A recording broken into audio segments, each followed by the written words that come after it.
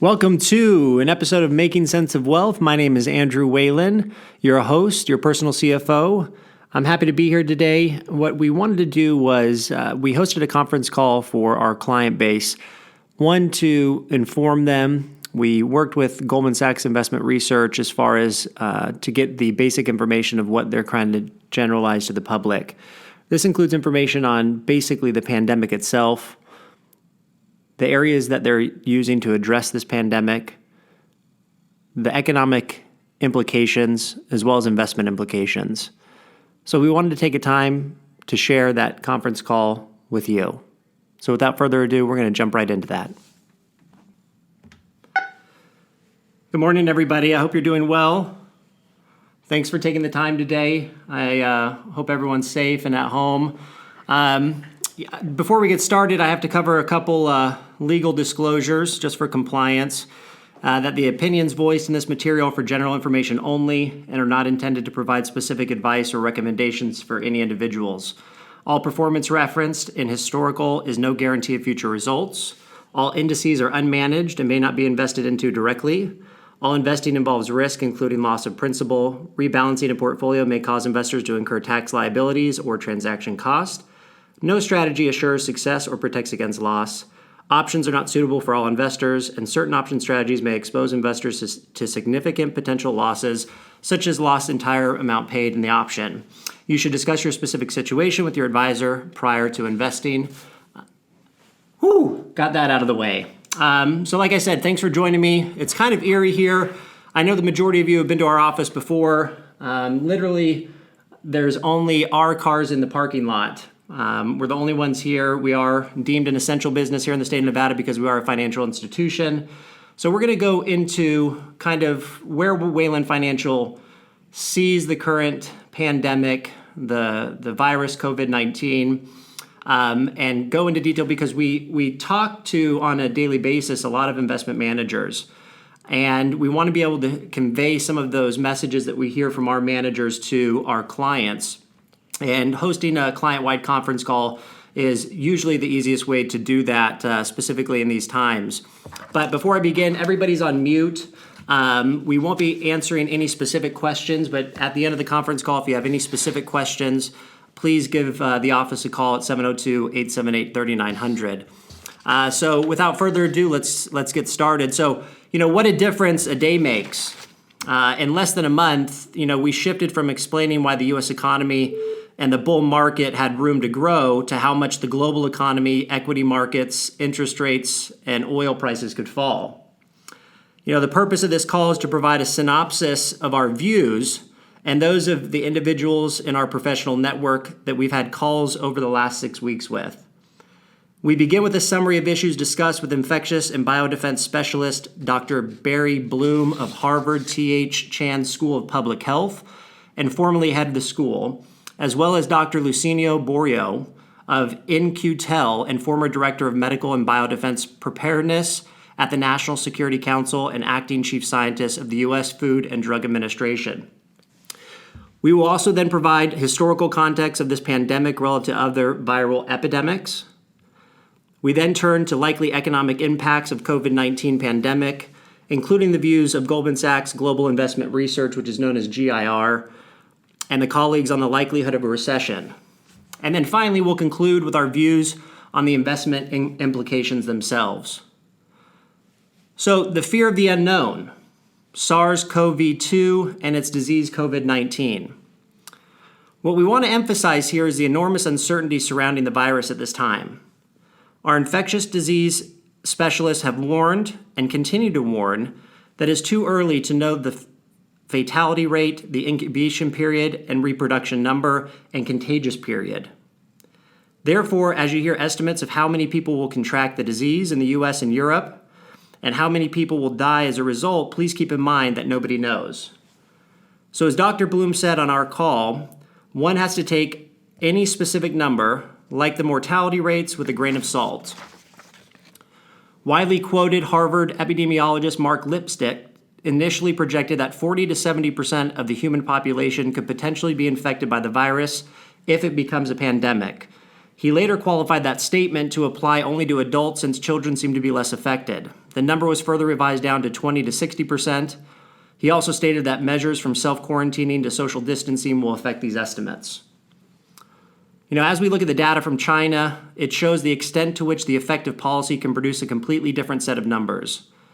If we were to use the current reported rate of growth in the number of infections through early May, the number of infected people in China may peak at around 100,000.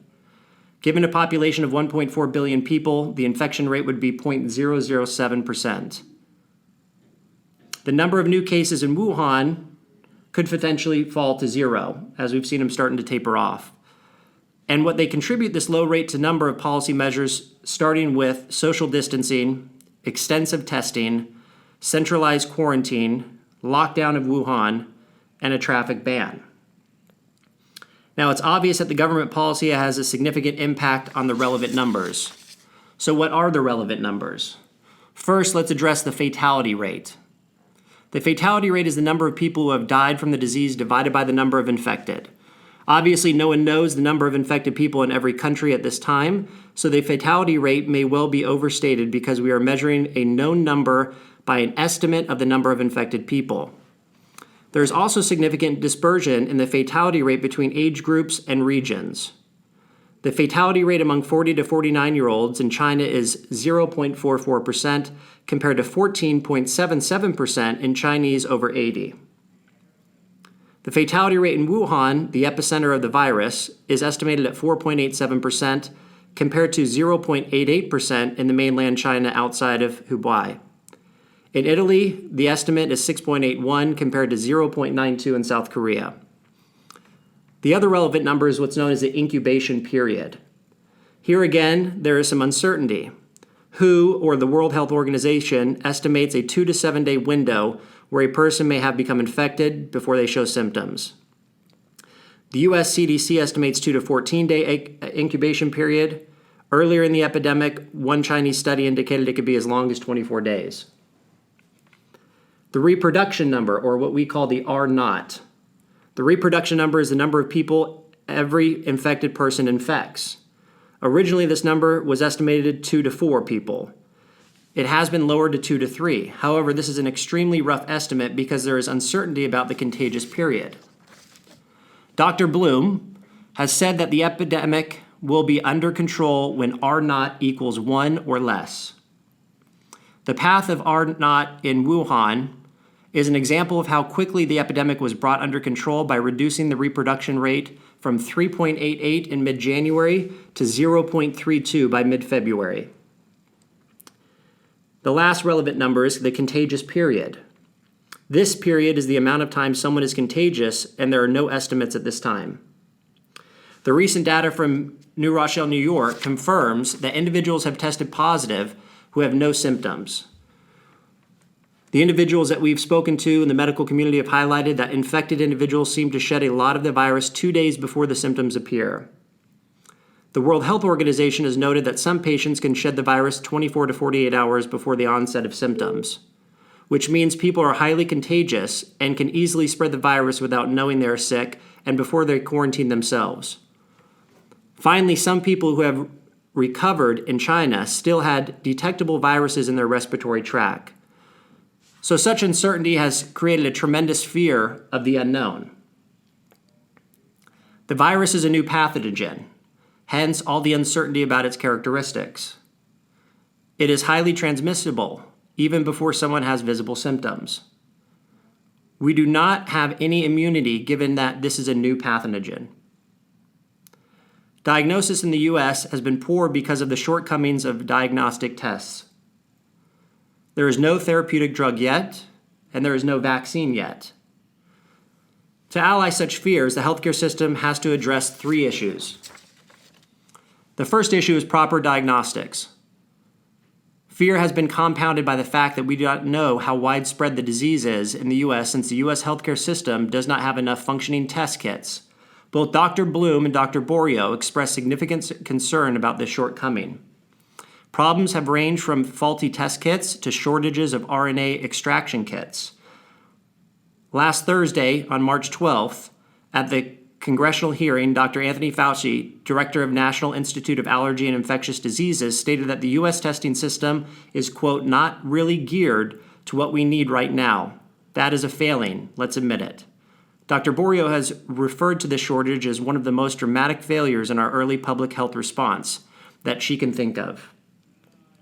However, several manufacturers have now undertaken the task of ramping up production of the testing kits, and the president has committed that his administration would work with the private sector to provide the drive-through testing widely available in South Korea. Slowly but surely, the issues of diagnostics will be addressed. In the meantime, it is important to be prepared for a substantial increase in the number of infections.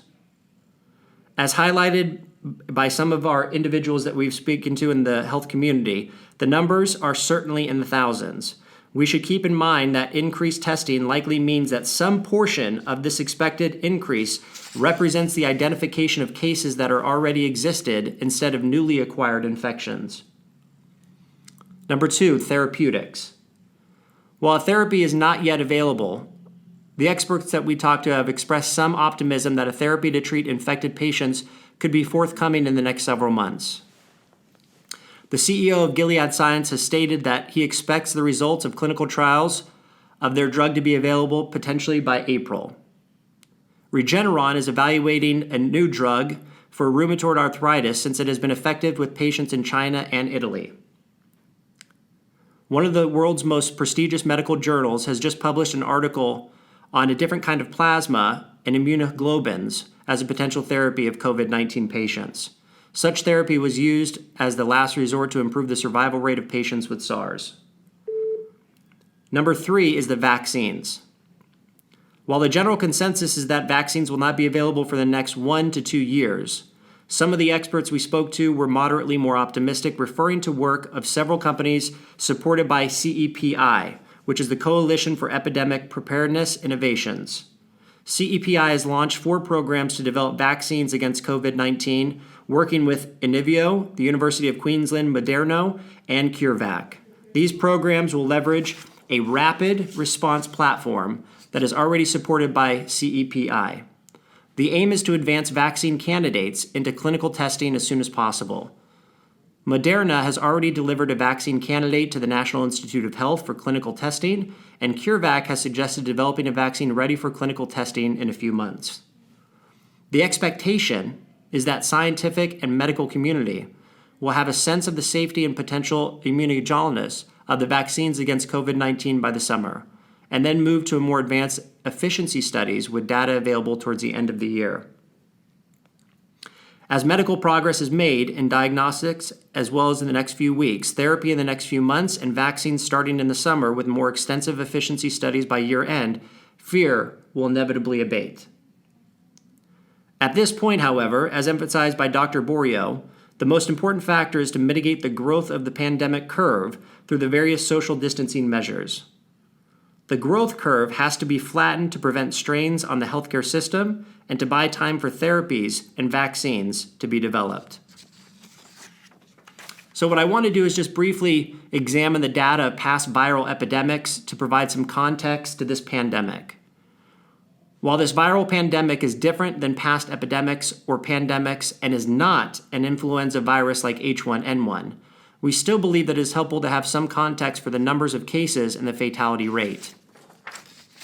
The H1N1 pandemic was quite significant in the terms of number of people affected, but the mortality rate was very low. 60 million people were infected and over 12,000 people died in the United States. The impact was overshadowed by the global financial crisis, but the scare was not insignificant. As what we did is we looked at different magazine articles from Time to Newsweek where they did cover the H1N1 and how bad it was. About 36 to 51 million Americans have been infected by the seasonal flu so far this year through early March, and the U.S. CDC estimated 22 to 55,000 deaths have occurred. Of course, the seasonal flu does not create such panic, partly due to the low case fatality rate. However, the absolute number of deaths is still quite staggering. We should note that comparisons to the Spanish flu of 1918 in terms of number of infections and deaths are grossly exaggerated. 1/3 of the world's population was infected, and the case fatality rate was 10%. equivalent to over 200 million people today. As Dr. Bloom pointed out to us, in 1918, the world did not have ventilators, a lot of healthcare facilities, or epidemiologists at the time. Moreover, many of the fatalities were actually caused by bacterial infections in the lungs, not the virus itself. Today, those complications could be treated with antibiotics, which did not exist then. While such exaggerations have the benefit of spurring governments and societies into action, no one actually expects those levels of infections or fatalities. The key lesson from the Spanish flu is that the U.S. cities, which imposed non-pharmaceutical interventions such as social distancing and banning large gatherings in the epidemic and maintained their interventions over a long period of time, had fewer total cases of pandemic influenza than those which waited. So I'm going to move on now to external shocks. As Larry Summers, from the former Secretary of the Treasury and President Emeritus of Harvard, wrote in early March, COVID-19 is one of the most dangerous and disruptive disease outbreaks since World War I. However, it is important to keep in mind that this is not the first time the United States has been hit with an external shock that has grounded many parts of its economy to a halt. Let's all think back to September 11th. The Department of Transportation closed the national airspace system for 2 days. The New York Stock Exchange was closed for 4 days. Downtown Manhattan was closed for several days, and ready access was limited for over a month. Fears of further terrorist attacks were exuberated by the delivery of anthrax, a deadly toxin, to recipients in Washington, D.C., West Palm Beach, and New York City starting on September 18th. 22 people were infected and 5 died. Across the country, Americans became concerned about biological, chemical, and nuclear attacks, worrying about the security of the water supply and the safety of trains, airplanes, bridges, and tunnels. Water purifiers and gas masks were flying off the shelves. Some people working in high-rise offices bought low-altitude parachutes in case another airplane struck a building. During that external shock, nearly 3,000 Americans were killed. Yet the financial markets have reached much more negativity to COVID-19 than to 9/11. We look at the airline sector since it is one sector most affected by both shocks. Of course, we understand that the world is more interconnected, supply chains are more complex across different countries, and China is a critical link in the global supply chain. However, as the pandemic has started to abate in China, the financial markets have shrugged off the improvement. If you look back from peak to trough declines, comparing 9/11 to COVID-19 outbreaks for the airline industry, the airline industry was down 32% from peak to trough in September 11th timeframe. Today, COVID-19 has caused airline stocks to drop, on average, 46%. Therefore, the key question is whether COVID-19 is the external shock that will throw the U.S., China, and other regions and large countries, such as the Eurozone and Japan, into a deep and prolonged recession that will be substantially worse than 9/11 terrorist attack shock, or is there a greater fear of the unknown that is driving the current markets?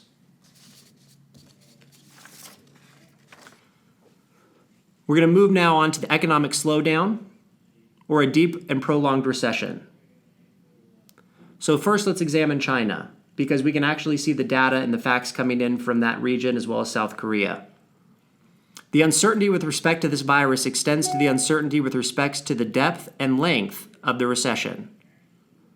We begin with the epicenter of the pandemic by looking at China. China's impact on global growth is fourfold. First, direct impact of slower growth in China. 2, spillover to other countries from reduced good imports.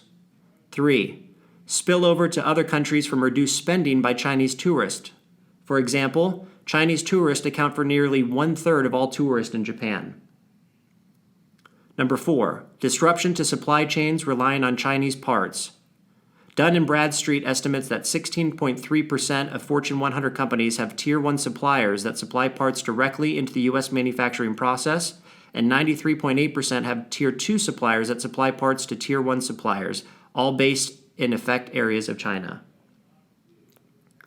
The aggressive measures taken in China to slow down the rate of COVID-19 infections has been successful, but they also led to a significant decrease in economic activity. Goldman Sachs head of research development and Asia Pacific economist, daily indicators of economic activity such as coal consumption, passenger volume, and property transactions were about 70 to 80% below their 2019 levels immediate after the Lunar New Year. At the current rate of improvement of 5 to 10% per week, he estimates that China should reach normal levels of capacity utilization by sometime in April. The slower pace of normalization is driven by several constraints, including shortages of labor, as migrant workers have yet to return to their place of work, and companies not having the required equipment, such as masks. The Asia team estimates that the first quarter GDP will probably drop by about 6% in China, given a double-digit decrease in the measures of economic activity and only a gradual pace of recovery in March. They expect aggressive monetary and fiscal policy measures to provide a floor to the slowdown. Policy response measures could include stimulating the economy by lowering interest rates. An additional boost to China's growth has been the substantial drop in oil prices exuberated by the recent Saudi Arabia and Russia oil price war and the cumulative drop in oil prices of about 50% since the beginning of 2020. Next, I'd like to move on to the United States. Estimates of U.S. growth have also been downgraded since the emergence of COVID-19. The head of global research and chief economist for Goldman Sachs has downgraded his overall 2020 growth target from 2.3 to 2.1 in February, after incorporating the impact of growth slowdown in supply chains in China. It was further then revised down to 1.3 in early March and 1.2% a week later. As the epidemic in China grew to a global pandemic, the growth forecasts have been revised further to 0.4% for 2020, comprised of annualized real GDP growth rate of 0 in Q1, negative 5% in Q2, positive 3% in Q3, and positive 4% in Q4. While they have not formally called for a recession, he thinks that it is a high probability that Business Cycle Dating Committee would classify the new forecast as a recession. An annualized drop of 5%, which is an actual decrease of 1.2%, may be deep enough even if it's short-lived. The same factors that flatten the growth curve of this pandemic in the U.S. are the same factors that will push the economy to drop in GDP, although we still believe that that would be temporarily. As in the case in China, monetary policy and fiscal policy are key to minimizing further downside to this scenario. The Federal Reserve has cut the federal funds rate to basically zero and launched a new round of quantitative easing, purchasing at least $700 billion of U.S. Treasuries and mortgage-backed securities. The Federal Reserve has paved a way for other policymakers to provide necessary fiscal stimulus, which comes from Congress. As suggested by Henry Paulson, which is the former Secretary of the Treasury and former CEO of Goldman Sachs, in a recent opinion article in the Washington Post, targeted fiscal stimulus to address areas most hit by COVID-19 are critical. Some may recall his reference to a powerful bazooka in July 2008. While the specifics of current proposals from the House as well as the Senate are being finalized, this package is considered one of several upcoming measures to stimulate the economy. They expect fiscal stimulus between 1 to 2% of GDP in both 2020 and 2021, with more front-loading of the stimulus in 2020.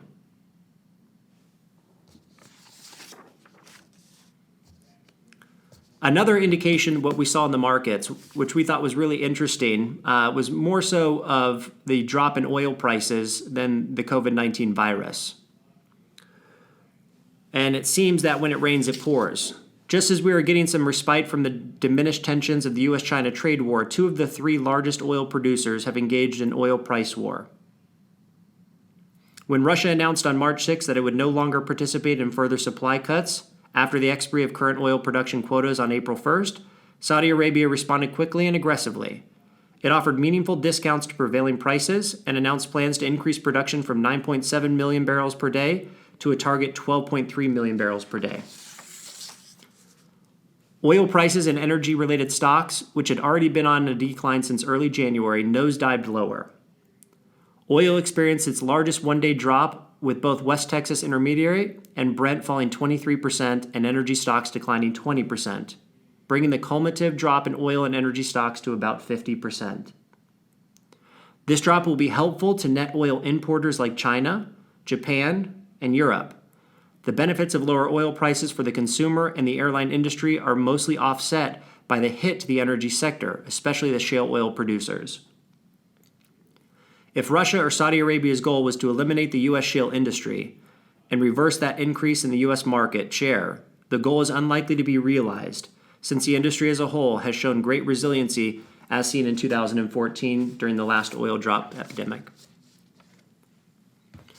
So we've covered, some professional opinions on the COVID-19 virus. We've discussed how it's going to affect the economy, at least in the short term. Now let's move on to the investment implications. We were surprised that the S&P 500 had rallied about 5% from its low after its first moderate drop of 3% after the first case of COVID-19 was reported in Washington state on January 17th. But we were equally surprised by the speed and the magnitude of the 27% peak-to-trough decline. In fact, this was the fastest decline of 25% from an all-time high in history. In our view, the market decline is pricing a 90% probability of a recession. The question posed by clients is, why do we continue to suggest remaining invested rather than going underweight or selling equities, especially in light of lower U.S. and global growth estimates, lower projected earnings per share, and lower interim price targets of 2,000 for the S&P 500 put out by Goldman Sachs earlier this week. We did also note in our State of the Markets address that we wrote the external shocks were one of the three factors that have historically led to a recession. COVID-19 is certainly a shock. There are several reasons why we have not recommended underweighting or selling equities. First and most importantly, while we were surprised that the market was rallying to new highs in the face of deteriorating news of the virus in early February, we have been more surprised by the rapid and force with which it has fallen in recent weeks, especially since none of the traditional recession indicators we follow have yet to trigger. But given that decline, we think a typical recession with a peak-to-trough decline of 30% has already been discounted by the market. Second, the level of volatility in this market has approached levels last seen near the trough of the global financial crisis. Because such extremes typically reflect persuasive fear among market participants, they have represented better buying opportunities than sell signals historically. Of equal importance, high volatility coupled with today's poor liquidity increases the risk of our clients getting whipsawed by the markets. Consider that the S&P 500's 9.3% gain last Friday, March 13th, was the best day since October 2008, while the 9.5% loss the day before was the worst day since Black Monday in 1987. When the market is generating a typical year's worth of gains or losses in a single day, the penalty of trading missteps is exacerbated and extremely high. Third, the experience of several Asian countries with social distancing, frequent testing, and tracing of infected persons' contacts shows that there is a template for bringing the spread of the virus under control. As a result, we believe that the current level of the panic may be unwarranted. It is hard to imagine this shock is significantly worse than that of September 11 terrorist attacks when we consider the extreme fear pervading the residents of most large metropolitan areas in the U.S. at that time. Fourth, we believe that significant easing of monetary policy from the Federal Reserve and strong fiscal stimulus will provide a floor to the depth of any economic contraction. Given such contractions are often born of major financial and economic imbalances, it is notable that the U.S. economy entered this downturn more balanced than its average level based on the data since 1990. At the same time, the private sector financial balance, as measured by savings of households and corporations, is strong by historical standards and thus better able to absorb this shock. While it is impossible to predict a shock by definition, We had raised the prospects of geopolitical tensions between the U.S. and Iran as a likely source of volatility, but believed that the U.S. economy would be able to weather that type of shock. Fifth, we share the optimism of various vaccine experts and researchers at biotech companies based on the good progress that has been made on various therapies and vaccines so far. We believe that fear will abate at the first significant evidence of such progress. 6. While the analysts we follow has steadily marked down as interim targets as the impact of social distancing and travel bans on earnings of various industries becomes more apparent, the year-end target is actually only slightly below the previous target, and it suggests a significant rally from current levels. With regards to the potential interim downside and the year-end target, the market could potentially fall to a S&P 500 level of 2,000, which is about a 14 or 15% drop from here. But the year-end target remains to be at 3,200. Here we are reminded from a quote on March 16, 2009, which turned out to be near the trough of the financial crisis, although we did not know it at the time. The quote below was from Seth Klarman, one of the most highly respected investors in the financial industry. He said, and I quote, "To maintain a truly long-term view, investors must be willing to experience significant short-term losses. Without the possibility of near-term pain, there can be no long-term gain. The ability to remain an investor and not become a day trader or a bystander confers an almost unprecedented advantage in this environment. Trying to trade a possible downside target when the year-end target is substantially higher is appropriate for day traders, momentum followers, and some hedge fund managers, but not for long-term investors. Of equal importance, there is no guarantee that the market reaches the lower levels that may be used as justification for selling today. On the other hand, we are more confident that the market will eventually reach the higher target given the resiliency of the U.S. economy. And finally, we actually think that current levels provide an opportunity to slowly add to the risk levels of a portfolio. For those of you who have been sitting on excess cash and have staying power with the right strategic asset allocation, this is the time to start incrementally adding to the S&P 500 equities. I know it can be difficult to keep looking forward with so much uncertainty and so many unanswered questions right now. But for long-term investors, it is important to maintain a clear vision of financial goals and the plan for getting there. Market volatility, like we're experiencing now, may provide pockets of opportunity for suitable portfolios.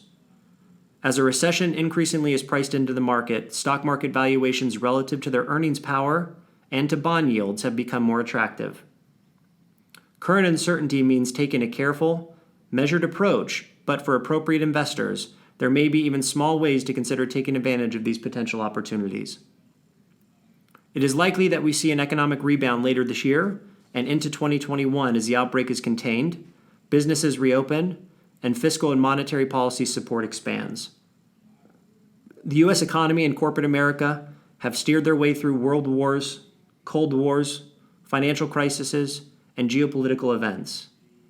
Through even the most challenging times, markets have found their way back to normalcy, and investors have been able to look to the future.